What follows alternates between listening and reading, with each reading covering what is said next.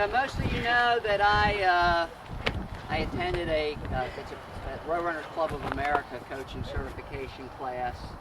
I've been sort of thinking about doing it for a couple years, but I have to give up a whole weekend to do it, and they're all over the country. So when this one came up in Frederick, and I had some advance notice that it was going to be offered, I went ahead and registered.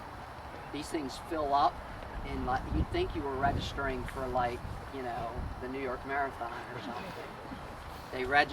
They fill up in a matter of sometimes minutes and hours after they're open. You're not going to raise the rates now, right?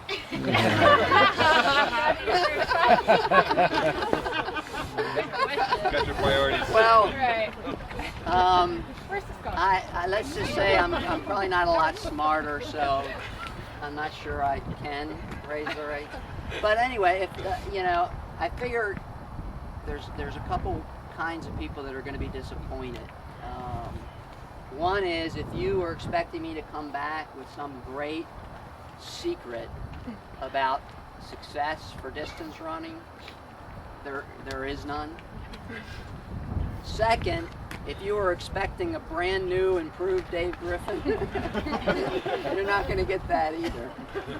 So, but I put in the email, but just on the chance that some of you may not have read it. You know, it really comes down to the things that we always talk about. One is that the ultimate key to success for distance runners is doing a lot of conversational running, right?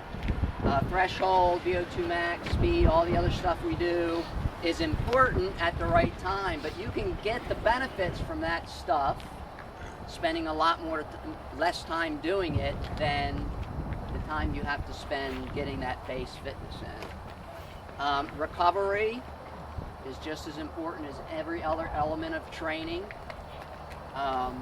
Philosophy, the mindset that you bring is just as important, and investing in doing things to stay healthy, you know, so that you can be consistent. Now, and the other component of it, I think I say this a lot, and I know I say it in individual conversations. If you're new to running, you are going to develop general fitness pretty quickly. You're going to start to feel really good and feel like you can do a lot more than you could when you started. One of the challenges is your musculoskeletal system doesn't develop quite as quickly. So all that connective tissue and everything doesn't have the durability. So as you're gaining fitness and feeling like you can do more, your risk of injury goes up because you could damage that connective tissue.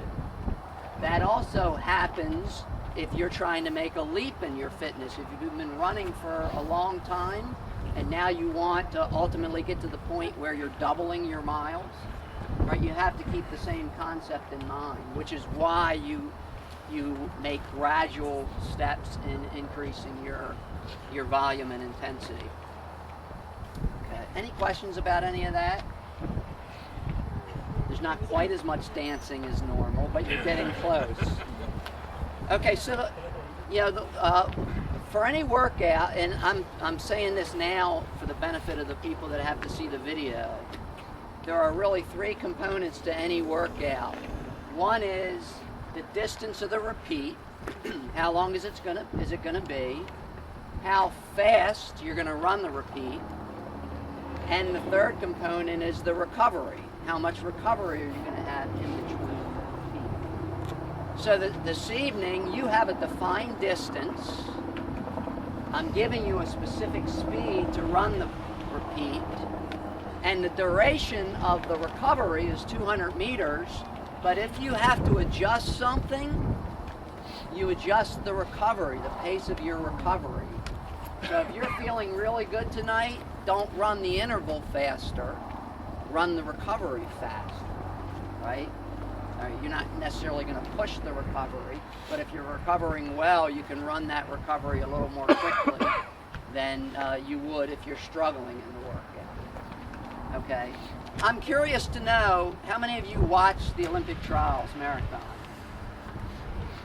Some of you. So in the women's race, the top 3 women, by the way, were Amy Craig, who finished 4th 4 years ago, so it was really cool to see her winning. Desiree Linden and Shailene Flanagan, they finished 1, 2, 3.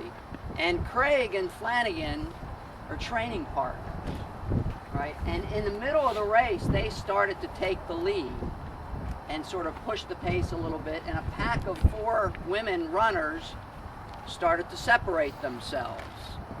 Linden, the woman who ultimately finished 2nd, did not go with that pack. Why do you think she didn't go? Coaches told her not to. What's that? The coaches told her not to. They said to stay back. What, do you remember what pace they told her to run? 20? Make it a split. 5:40. Their coaches decided that she was capable of running 5:40 miles for the marathon. Do you know what pace the lead pack separated themselves from her running? 5:35. Oh, wow. It was 5 seconds a mile, and she could feel the difference. She didn't have to look at her watch. She knew what her pace should be. She could feel it, and she trusted that, all right, 5:35 is too fast for me. I know it. And she stuck with her pace and ultimately finished 2nd. Do you know what her pace was at the end of the marathon, ultimate average per mile? 5:41. She needs to work on that.